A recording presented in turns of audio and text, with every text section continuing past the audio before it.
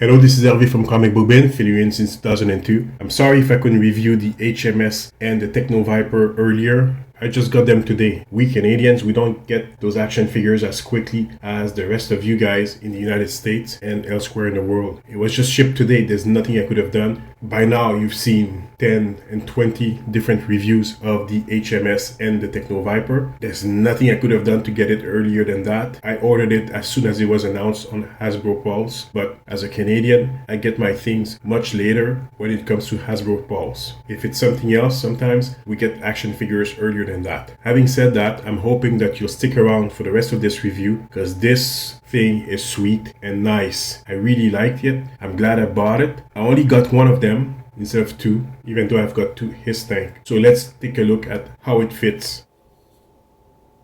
So this is the HMS when it's attached to a HISS tank.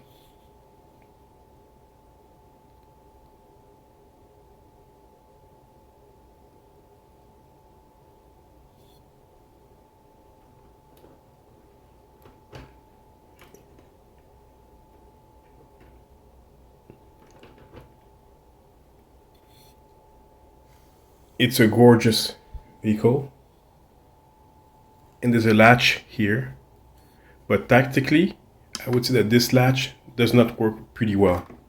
Why? Well, you see right away I'm pushing it like that. It doesn't stay quite strongly here. You have to push it all the way back for the latch to stay on well. Now the HISS tank is quite capable of hauling the HMS. Let's see this.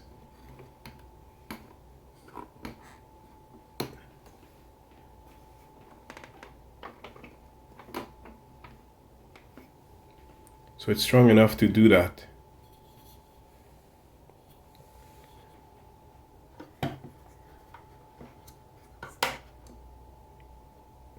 But as you can see here, if you only put the latch here, it's gonna flip. So you need to push the latch as much as possible here. So you hear the little click, and that's when you know you've got it, and it's gonna stay on. By default, the center of balance means that this thing will move a lot. You may also want to readjust the legs here so they're not too close to the ground. Show you how. If they're too close to the ground and there's obstacles there, it won't look so good. So you need something, you need to raise them a bit more, but you can't raise them all the way high like this, because otherwise it will get in the way of the pivoting system with the missile. See? You get an accident right here. So you need more clearance for that, which is why you can't raise the legs too high. You need to pull them just a bit down, like that, so that when you rotate the missile, there's clearance for everything. Now, having said that, you're never gonna shoot your missile this way unless you're a trader and you want to kill everybody around here. Which means most likely the missiles will be aimed in the back like this. Now the problem, if you have your missile aimed in the back like this, let's get our Techno Viper. We need Mr. Techno Viper in the controls. If the Techno Viper aims to control the missile from this latch over here,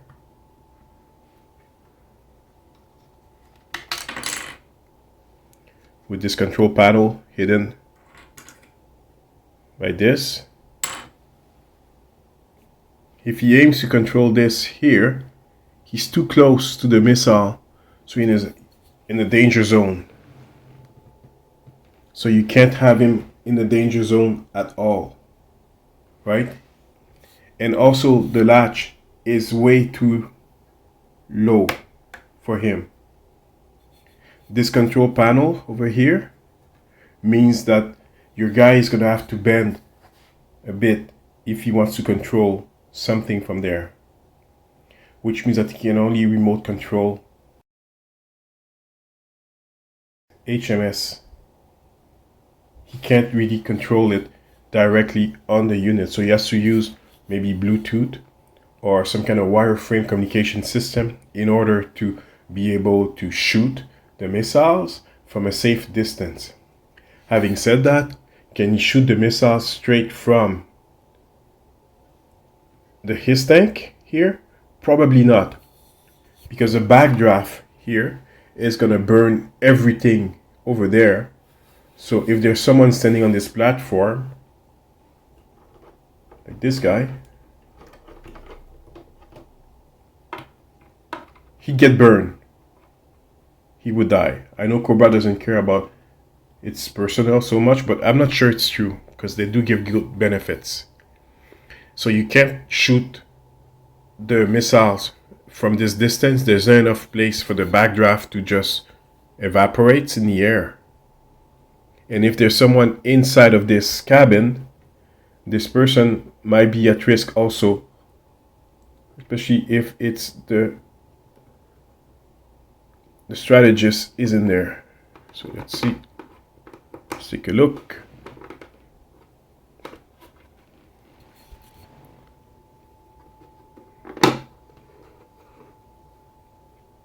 So see, we have a bit of a problem here, because we do have a character hidden inside the latch like this. We have this guy over here. So if the latch is open and the missiles shoot, the backdraft's gonna go inside. It's gonna suffocate this guy, might burn a gunner over here, and definitely this one, and it will also damage the tank. So it's very difficult to use the H.M.S.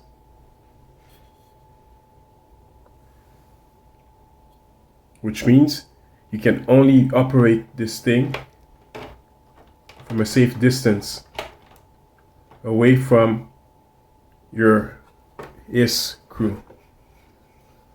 So the only thing that HISS here does is to hold this thing in place for the Techno Viper to remote control, guide the missile towards their target. It's pretty cool stuff, but it's a kind of logistics that I think I like to focus on. I'm not a soldier, but what the heck. Now let's take a closer look at the HMS itself without the HISS tank. Alright, so now that we've got the HMS on its own, let's see what we can do with it. The wheels will move quite well. It's the same set of wheels that were used for the vamp. So it's a very good rubbery quality thing. And on this all-terrain diorama, it looks great. Like I mentioned before, the pivot makes it very difficult to stabilize this thing. So unless this thing is attached to the HISS tank, it's always gonna push like that. Now the operation to move the legs, I'm not sure how it would work in real life, because it would need some kind of pivot, something, in order for it to push the wheel up, as if there was like some kind of a system here that would just push the tank up like that, so that the legs can deploy underneath. I'm not sure if that's the case, but this is how it would work in real life. It should work in real life. Remember this little panel, like I mentioned before? Even at this height, elevated, it's not the right height for the character. It's a bit too low. Like the character has to look really down like that in order to control whatever is happening here. So it is possible, but it's not the best thing, right?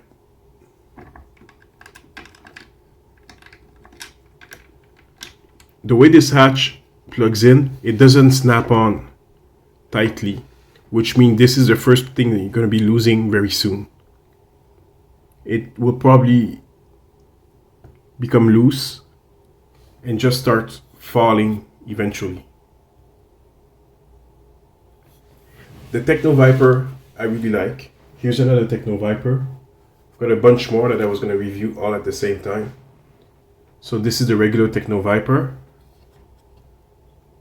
And this is the HISS Techno Viper. It's a great figure, obviously. They're exactly the same, except this one does not wobble, unlike this one, where you can see very wobbly. A lot of Hasbro action figures have that kind of problem. It might be a problem with the mold itself, which has been used so much that it's not the same when it's reused after that. The H.M.S. has legs, like I said.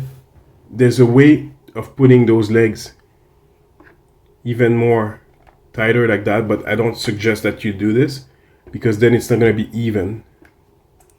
So if you feel the snap, that's where it goes.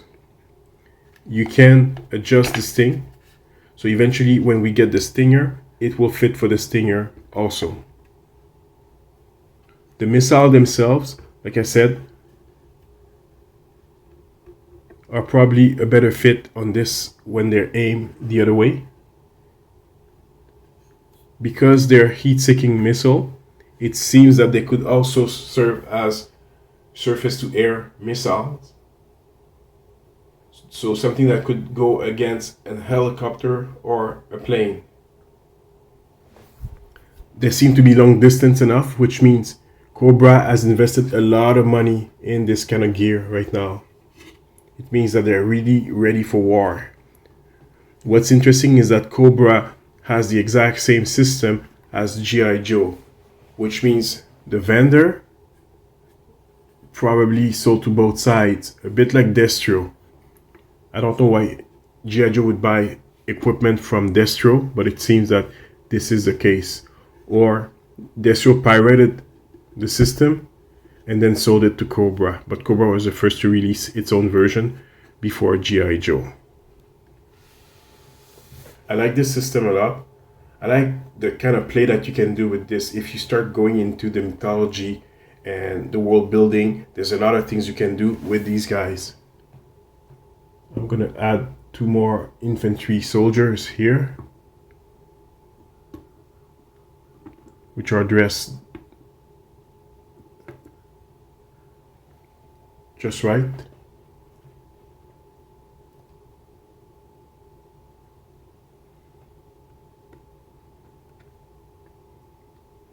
And also Range Viper. Now I don't know why the Range Viper would go here with this crew, since the Range Viper is not exactly the kind of character you would want to put on an open field. Range Vipers, if they're rangers, it means that they go more into wooded area where they can survive for a long time and so on. They're not the kind of troop you would put on an open field. But in this case, the G.I. Joe team decided that they were going to have a Range Viper with each unit.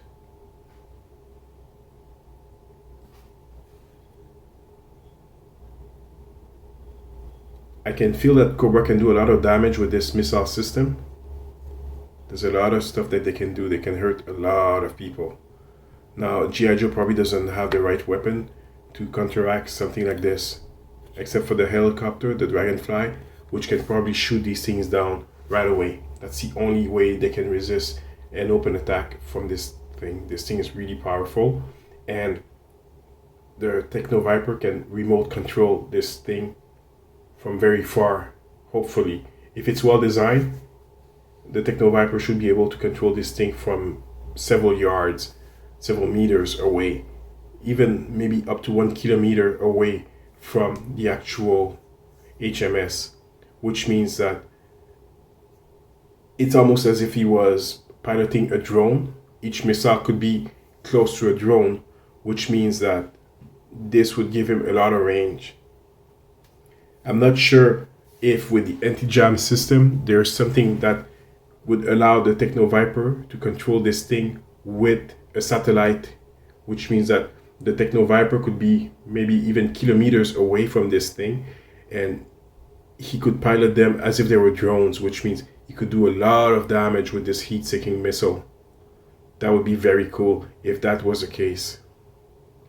This is what I like about G.I. Joe. This stuff is so cool. I mean, if you start thinking about all the military stuff, all the technicalities, how it works, how it could work, it would be fun.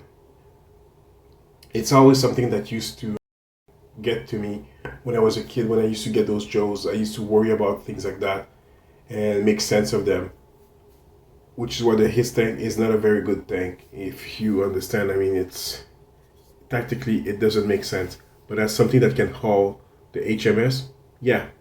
But like I mentioned, the backdraft from this missile could kill anyone,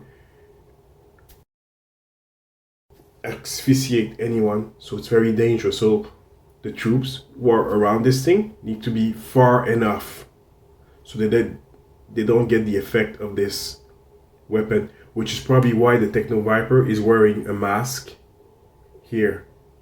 Very useful to wear that mask. I can see why the Range Vipers also wear a mask, because they also could operate not too far from the HMS without being affected. Now the Cobra troops here, I'm not sure.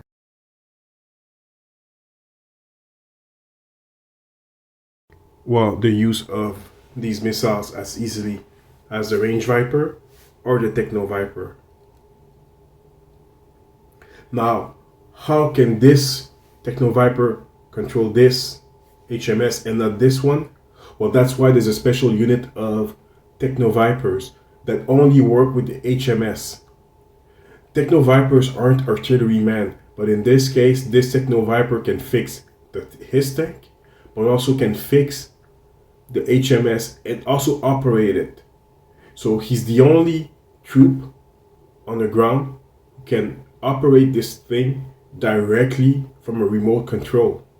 The other guys that you see here, they can't quite pilot, they can't quite operate it as well.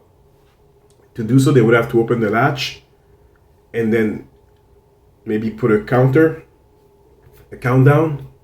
run really fast, really far from this thing, and allow it to shoot.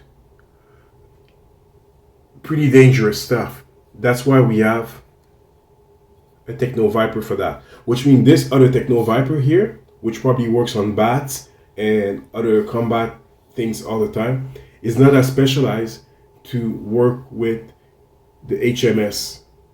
He's a regular Techno Viper, can fix a lot of problems as a technician and mechanics and so on, combat engineer, but he can't do or can't control the drone aspect of the HMS here.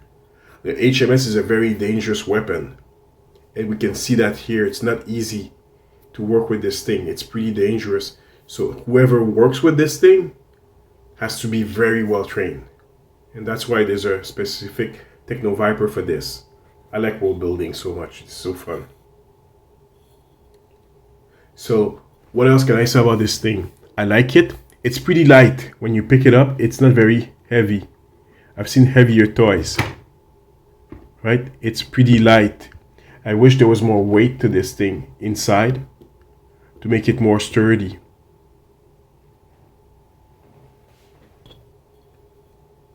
So this is Hervé from Comic Book Bin. Like and subscribe. Please leave some comments about what you think about how the HMS work, and what about this Techno Viper, which is virtually a clone of the other Techno Viper. I'll have to do a review on the Techno Vipers because there's so much gear on them that I'd like to explain how it really work. There's a lot of things I can say. Those guns, those things that they have, those pneumatic, hydraulic weapon system, pretty cool stuff that they have, including the hologram system. So see you next time.